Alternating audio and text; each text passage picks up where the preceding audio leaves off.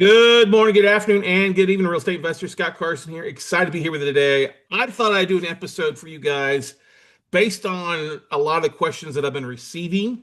And I thought I would do an episode not only on the most questions I asked, but I also went out to Gemini AI. That's right, Google's AI, Gemini, and asked them to give me the answers or to tell me what the 20 most frequently asked questions are by real estate investors, especially new.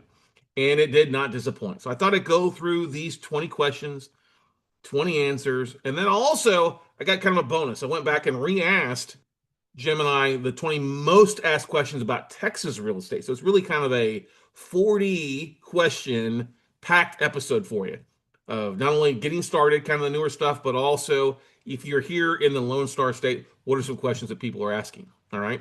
And really kind of excited about this episode. They're not really a surprise. I mean, like I said, I've been an active real estate investor now for over 20 years. Hard to believe that since I bought my first property in Round Rock, Texas. And I really think that's when you start as a real estate investor, when you buy that first property. Now, of course, you can get yourself educated, taking classes. Let's face it, when you buy your first real estate, your first property, I don't care what it is, whether it's a single family home, a mobile home, a condo town, you learn more about real estate than you really have anywhere else in the world. Unless, of course, you're going to local real estate clubs, networking, and you grow up in real estate. Now, I didn't grow up in real estate, um, not at all. My first loan I did back in 2002 was for my parents, and I learned a lot about that. But I bought my first property. God, it's hard to believe that back in the late aspect of it. So 25 years as a real estate investor. Time flies when you're having fun, right? Damn, I look good for 25 years of headaches and things like that. It'll definitely age you, depending on what you're focused on. But let's dive into these questions so we can start going through the stuff. And I'm sure you guys have questions. If you have other questions, always, you can reach out to me at talkwithscottcarson.com. You can book a phone call with me at talkwithscottcarson.com. Glad to answer any questions. You know, leave a comment, leave a five-star review of the podcast and stuff like that. But we are here to help take you to that next level in the new year. And if you have questions, I always say there are no dumb questions, and I mean that. The only dumb question is what doesn't get asked that ends up costing you three times the amount of what it should do if you just don't ask. Right? Anytime I've had a question, I like to try to ask it. And so I'm just an Ingle from Ingleside, Texas, ladies and gentlemen. So let's dive into it. Now, the great thing is when I ask these questions, ask Gemini, I say, what are the top 20 questions? Okay. And it said when new investors enter the real estate space, their questions typically move from a high level concept to the nitty gritty of deal analysis and property management. Based on current 2026 market trends and perennial investor concerns, here are the 20 most frequently asked questions. Now they broke it down into five categories: foundation and strategy, and analysis and the math, financing and legal, operations and management are that stuff. And then we'll go into the Texas side in the second half of this episode. And maybe I'll split this into two episodes. Who knows? That would be the easiest thing to do, I guess. So if you only hear the first about 20 questions, then tune in for episode number two. But anyway, let's get into it. Foundation and strategy. And the number one question, this never surprises me. I get this across the board. How much money do I actually need to start? And investors often ask about no money down deals versus the standard 20 to 25% down payment. Now, this is all going to be based on like buying probably your first investment property, your first rental property. You're going to go out and get financing, maybe a debt service coverage ratio loan, a DSCR loan, as they call it, which is, they'll usually finance somewhere 70, 80% of the purchase price, provided that the rent is at 125% of what the monthly expense is. Principal and interest, taxes and insurance, that kind of stuff. So if your PITI payment, you probably want to throw management in there, is $1,000 a month, they want to see you renting where it's at $1,250 a month, if that makes sense. Okay. Now, I always say, how much money do I need to actually start? Zero. There are ways to invest in real estate through options, through wholesaling, that you can actually flip notes or flip property without any money. But if you're going to go buy your traditional first property, then you really need to have that 20 to 25% down. Now, if you're going to house hack, that's a little bit different. By house hacking, you're basically buying a house and maybe you're going FHA, VA, and some of those strategies will be 0% or 3.5% down if you do like an FHA loan. So if you're going to buy your first property, that's probably what you got to look for, 3.5%. I would look to have double that if you can, just for expenses and the unknown. If you're buying your first investment property, there are strategies like subject to investing, where you take over a mortgage payment, owner financing. Um, you still got to expect to have some money, some skin in the game if you're going to actually buy in the physical property. There's always raising private capital, but I know a lot of people are starting off on that aspect of things. They don't understand it. So we'll get to that later on. But when you get started, it says, standard is 20-25% is a down payment new house. There are other ways. So don't let that stop you from taking action. Okay. Second question, should I invest for cash flow or appreciation? Is it better to have monthly income or a large payout when the property is sold? And that is a decision that only you can make. If you're working a full-time job, I would not ever just invest for appreciation. First and foremost, whether you're doing this full-time or part-time, never just go for the appreciation side. You need to have cash flow. And it all depends on your market and your focus. Now, if you are looking for cash flow, that's a great thing. Rentals, notes, owner financing a property, flip. There's a variety of different things to get cash flow. Appreciation is a dangerous game because when markets don't go up, you struggle. Now, if you're doing fix and flips and looking to sell it, you got to know that what the market's doing, especially the market's cooling a little bit, so days on market are going longer. What happens if you have to drop the property 10-15% to get it sold? Are you still going to be sitting in the black, or are you now going to be in the red? And you don't want to be in the red. So keep that in mind. Okay. Another big thing. Do I need a real estate license to be an investor? No, you do not. The answer is usually no, but many wonder if the MLS access is worth the fees. Here's what I would say. No, you do not need your real estate license to be a real estate investor. And while having access to MLS helps, if you're a good investor and you've got friends who are a realtor, just go take them to lunch or offer, to give them a marketing fee or a referral. Most I know investors have agents as friends, and the agents will help them with searches and pull MLS numbers and comps and that kind of stuff. Okay, so you don't need to go get your license. And I had a lady this week reach out to me from she's in New Orleans, or no, Baton Rouge, actually, Baton Rouge. Well, I'm going to become a real estate investor. I'm going to go get my license. I'm like, you don't need to do that. Okay. I've never had my real estate license. Okay. My better half is getting her real estate license just for referral basis of stuff where we can refer out to things. So that's something to have. Here's a very disturbing thing. Basically, over 70% of real estate investors last year never sold a property. Think about that. They had zero transaction. I think it was actually higher, like 87%, or maybe it was 73% didn't do a single transaction last year. Okay. So getting your license just doesn't mean you're going to have deals. So keep that in mind. Okay. I think it actually limits you if you're going to be an active real estate investor more so. Okay. Active versus passive, which is better? Newbies weigh the pros of owning physical property versus passive options like REITs or syndications. Look, if you don't want to go out and deal with toilets, tenants, and trash outs, if you don't want to deal with fix and flips, if you don't want to deal with tenants, then don't be an active investor. Be a passive. Go invest in a fund. Go buy a note. Go invest in a REIT or a syndication. That's going to be a whole lot easier for you. Now, there are turnkey operations out there where you can go buy a property where they've got a tenant in there and they're managing it and you make some money. That's great. If you want to do that, but by all means, go do that. But if you don't have the time, the energy, or want to deal with contractors or vendors, stuff like that, then make it very passive versus active. Okay. And you can also, if you've got some money, you don't have to actually go invest in something. You can actually lend money and be a private money lender to other investors, or a hard money lender, things like that. That's another way to be I call it investing. You're investing in your own funds in other people's projects and go from there. Okay. Another question, number 5, what is house hacking? That's using a primary residence to offset living costs by renting out rooms or units. A very common house hacking thing is for people to go buy a fourplex, live in one, rent out the other 3. Do that for a couple of years and then go buy another house. And every 2 to 3 years, they're moving to a new house and they're buying a new house and using the traditional financing as their owner occupant and hacking that stuff out. I mean, Airbnb, couch surfing, very first kind of house hacking aspect of stuff. But a normal thing, if you're wanting to do this, I would highly recommend, you're starting off brand new, maybe you're in the military, you've gotten out of the military and you don't mind. If you can find a fourplex and it'll cash flow, by all means, go buy a fourplex, live in one, rent out the other 3. And that's a great way to get started rock and roll. Okay. Part 2 about the analysts and math. What is a good cap rate? Okay.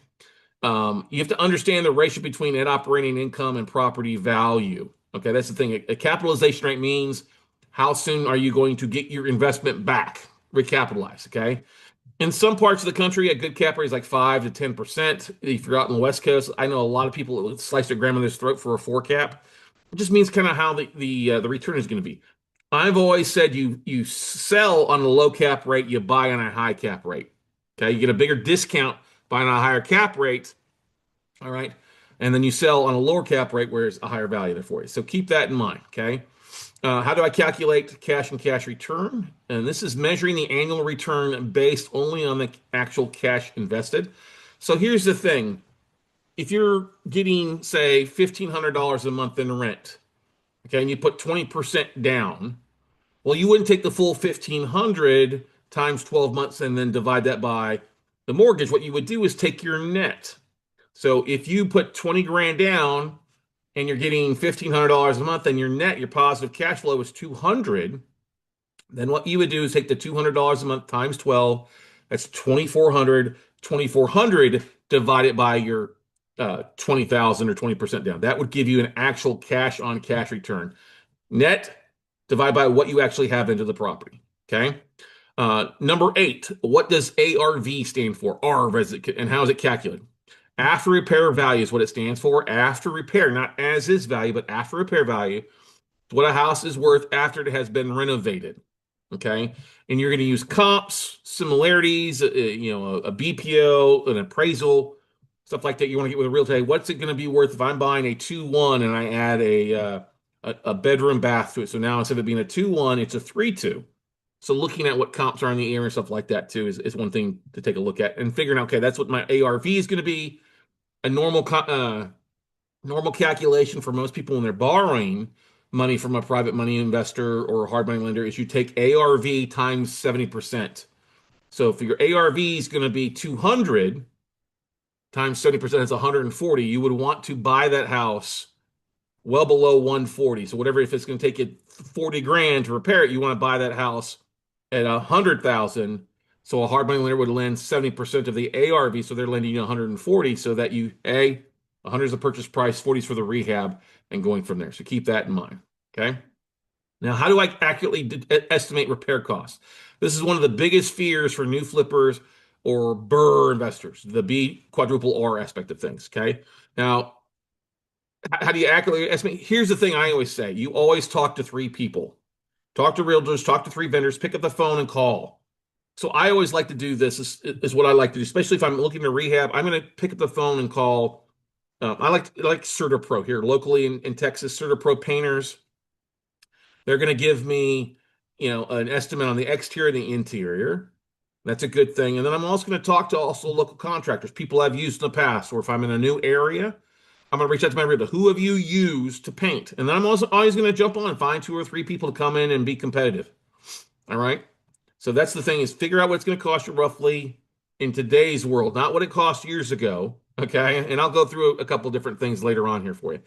Number 10, how do I know what to charge for rent? Learning how to find rent comps and account for neighborhood demand is very important. You could use Zillow. Some people have used Craigslist. I like Rentometer, rentometer.com.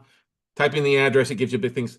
Yeah, some people will use some big landlords will use like yardies.com. There's some other bigger software systems, but you have to be careful about that because there's some big companies and some governments or cities are getting their panties in a wad saying that big landlords are using this software to determine unfair advantages for rent. Well, if rent goes up, I want to pay higher rent, right? I've got costs. If my utilities are going up, if my repairs are going up, if my taxes and insurance are going up, I'm going to pass that on. Not all the way, but pass a big chunk of it on to my tenants that are living in it. And so rent, if that goes up, rent's going to go up, okay? So a couple things to keep in mind with that. Financing illegal. Should I buy in my own name or an LLC? The classic debate over asset protection and personal liability. Here's the number one thing. If you're going to be using traditional financing, okay, if you're buying your house acting like a fourplex, you're going to have to buy to get that 3.5% down payment, FHA financing. That's going to have to be in your name, okay? That just is what it is. But in most places, your primary residence is protected. That doesn't mean you can't, after you fund or you're closed on the deal, transfer the property to an LLC or a trust, and you can do that. Now, if you're buying investment properties, never, ever, ever, ever, ever, ever, ever, once again, ever buy in your name. Go buy in an LLC. Well, can I buy my IRA? Yes, you can buy in your self-directed IRA. You could do that, but it's best to use it in an LLC. And here in Texas, where we're at, it's about $330 to get an LLC created. You have to go on the Secretary of State's websites, do a search for a name that you want to use, make sure it's available, pay your filing fee, go get you a tax ID number. The IRS .gov website, and then kind of go, you're rocking and rolling from there. Okay. There's some other things you'll do legally wise, protected LLC, and that's for another time and another day. Okay. All right. What are the best loan types for beginners? You have FHA loans, first-time home buyers association, conventional investment loans, or DSCR loans.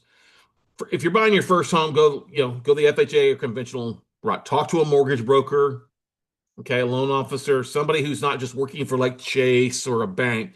A national mortgage broker is usually going to get you a better rate because they're going to shop it around and find the best deal for you. Okay. I still think going a 30-year mortgage route is good. These days we've got 40, maybe even 50-year options. It all depends on what your long-term plans are.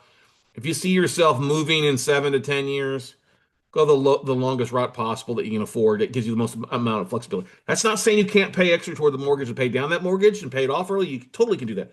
But when you start off, let's set yourself up to have as much flexibility as possible. So in case something happens, job loss, you know, market change, whatever, you get sick, you've got the flexibility there to be able to have the least amount of expensive payments possible. Okay. But always, always, especially if you're buying a new home, make sure to figure out what the taxes are going to be, because the biggest default right now in the mortgage markets are FHA loans. And a lot of them are coming on new builds where it's based on the old tax value of just the raw lot or the lot, not the improvements. And so at the beginning of the year, your tax bill goes up and then your mortgage payment goes up quite a bit. And you're like, oh shit, what do I do now? Okay, so keep that in mind. How do interest rates affect my investment? Especially relevant in 2026 as investors stress test their numbers against shifting rates. Look, interest rates right now are probably around 6.5%, give or take a little bit, up or down, depending on things. That was a really good rate 10, 12 years ago. I still think it's a pretty good rate. Yes, do we wish we could get a 2 to 3% interest rate? Yes, we could. You just got to be more realistic. When you're buying your first investment property, you're not going to buy your forever home. Okay, buy your first time home. And yes, if interest rates go up, it does get more expensive paying that down. But just keep that in mind. That's the thing to look at is you buy and you do a 30-year mortgage, 40-year mortgage, your payments going to stay pretty much relatively the same besides taxes and insurance. So keep that in mind. Like I say, buy something long form, not a short 15-year mortgage on investment property. I think that's a stupid thing. Now, if you're flipping the property, then you would go with a short-term loan like a hard money lender or a private money lender. That may be 8 to 12%. Okay. Yes, it may seem high, but it's not meant for long-term financing. It's meant to be 6 to 12 months at the max for the most part. Okay. But they won't base it off your FICO score or your credit scores. That's a big thing. Okay. Investment properties are mostly like most of these investment loans are based on the asset, not your credit score. If you're buying your first home and using conventional financing, it's be based on your personal credit. Okay. What exactly is included in closing costs? You're going to have things like closing costs include title insurance, appraisals, um, recording documents. There's going to be origination fees from the mortgage broker. Okay, so that's the thing to keep in mind. Just because you're paying $250 for a house doesn't mean it's $250 minus your down payment. You're going to have some closing costs in there. So keep that in mind. And if you can, try to get the seller to cover the closing costs when you begin with. Sometimes it's not, especially if it's a distressed asset, but keep that in mind. That's why we use something called an estimated HUD. What's my closing cost going to be? Talk with a title company, your mortgage broker, or real estate agent who's helping you. If you don't have one of those people, reach out to a title company. Hey, could you give me an idea what closing costs are going to be? Maybe cheaper dealing with a hard money lender versus going traditional stuff. So just keep that in mind. Okay. Operations and management. Should I hire a property manager or do it myself? Well, if you're going to hire a property manager, I would highly recommend that, especially if you're not living locally. All right. If you want to do it yourself, do it with just homes, rental properties where you're near. Okay. Not 2 hours away. I think the magical thing that a lot of investors, when they start off with, they draw an hour circle around where they live, and that's what their thing. If you're working full time, you travel a lot, I would hire a property manager. You're going to be giving up 8 to 12% of your gross rent per month in cost to them. All right. It's basically to save you the headache costs. All right. But also make sure to ask around for good property managers. Some property managers will just nurse that 8 to 12%, not do anything. One of the biggest mistakes I made earlier, I was not realizing that the property manager was going to keep 1 month's of rent immediately right off the bat for any type of reserves. And that put us in the hole to begin with. So I would never do that again unless you've got a little bit of money there to rock and roll. These days, you can use different things to kind of help rent out properties. but I would highly, especially if you're out of state, get you a hire property manager where you're cash flowing. Okay. Um, Here's a number question that pops up a little bit. What if the tenant stops paying rent? The number one fear of most new landlords involves questions about evictions and screening. This is where a property manager, if you're going to be interviewing, ask them, hey, what do they do? What's the process if somebody stops paying? Obviously, it's a little bit different in Texas, but most places in Texas, it's basically 5 days. If you're 5 days late, then you start that eviction process. All right. So make sure that they're following, the pay. You got to pay, the cure. There's late fees if you're beyond, day 1 to day 5, and then the whole eviction process. And we just had some things change here in Texas with Senate Bill 38 recently about eviction. So go back and listen to that previous episode. It's all about posting and letting them know. And then, of course, getting the judge to approve the eviction. And then you got to have the sheriff to go out there to meet you to help you evict and stuff like that. So I don't like doing that. That's why we hire professionals for that kind of stuff. Okay. How do I screen for a perfect tenant? Well, there are legal ways to check credit, criminal history, and rental references and stuff like that. What's on their credit score? Hiring a good property manager, they should be pulling a person's credit and actually filling out the application. Never just say, "Oh, let me just let you get in here."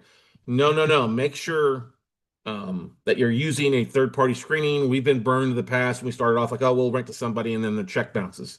Now we got to evict them because they already moved in before the check bounced. Okay. Spend the money to do a background search, title search on those people. It comes in a credit report. It comes in handy and saves you a lot of headache. Even if it's dragging stuff out, don't jump at the first person. Put these systems in place to help you out that, okay? Another question that people had, number 19, should I invest out of state? Looking for better returns in cheaper markets while managing from a distance. This is a question that only you can answer. Now, for our friends that are in California, many of them are looking to invest out of state because they just can't find something affordable in Texas. Okay. Now, here's the thing. If you're in Texas, it all depends. Like I'm in Austin, Texas. All right. We get a lot of people in Austin who started investing in San Antonio or Houston because it's cheaper, more deals to be found. Right. Same thing. People in Dallas might want to invest in Fort Worth or surrounding areas or Waco. People in Houston may be looking outside of downtown Houston because it becomes more affordable, stuff like that. Okay. I don't think there's a wrong answer to that. It all depends on what you want to do and what type of deals you want to do. Rentals, commercial stuff. It all depends on your strategy and what time you have available. I would not be, if you live in Dallas, I would not be buying a property down in the valley to fix and flip. Doesn't make sense unless you're going to outsource it and you've got good teams and a good realtor and good property manager. Okay. The number 20 question, the most asked question is, what is the BRRRR strategy? That means where you buy the house, you rehab the house, you rent it so you get some cash flow, you turn around and then refinance it and repeat it. Okay, it's a popular method for scaling a portfolio quickly. Many landlords get into this to begin with, but with interest rates going up, property taxes going up, insurance costs coming up, the BRRRR strategy may not work as well as it used to because more costly insurance and rents kind of going down 10 to 15% in different parts of the country, especially different parts of Texas for sure. Check into it, talk with local professionals. One thing you should all do as a new real estate investor, and this is not in that aspect, is go join your local real estate investment club, your local REIA club. Go to REI.com, nationalrea.com, or just Google Texas Real Estate Investment Clubs, or Corpus Christi or Dallas or Austin, wherever you locate. Go find a local real estate investment club. Go talk to the person running that club. They can often help answer these questions or point you in the right direction with quality people who like working with real estate investors. Look, ladies and gentlemen, we're all new at some point, but we all put our pants on one leg at a time. We put our underwear on one leg at a time. We all use toilet paper to wipe our ass. Okay? Well, some people use a duvet when they're home, but it's a different story. You get what I'm talking about. But go network, go talk with people. If you have any questions, please feel free to reach out to me as well. Talkwithscottcarson.com. Now, let me jump back in here real fast. Let me go down a little bit here. I think it answered some questions. Let me go bam, bam, bam.